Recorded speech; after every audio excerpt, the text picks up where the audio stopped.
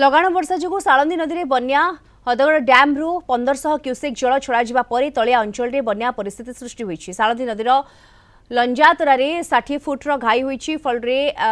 जाई बिलना बारो कुबेरा आदि पंचायत रे शह शह हेक्टर चाष जमी बन्याजल प्रवेश करा चाषी धान तले सबू नष्ट हो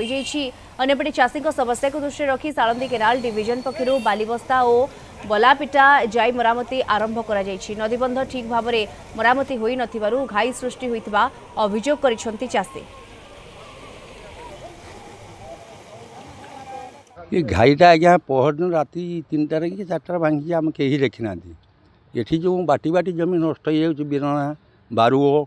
दपाणिया एम सब नष्ट हो कोबेरा एम नष्ट हो घाईटा को जो बंधा होता आम कहलु जे आसते आम कहलु सार आ 10 फुट बांधतु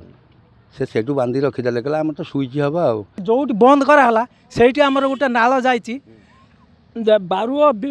काँपड़ा पर्यंत सेटा घाईटा भांगिला द्वारा आमर बहुत जलमग्न एवं सुधा आप देखो जो जलमग्न हो रही सब 600 एकर जमी जलमग्न अच्छी तला देते चाषी किसी रुई तला भी नष्ट है रुआ भी नष्ट है आज पर्यंत पानी 4-5 दिन है पानी घेर रही सब चाष जमी जलमग्न रही।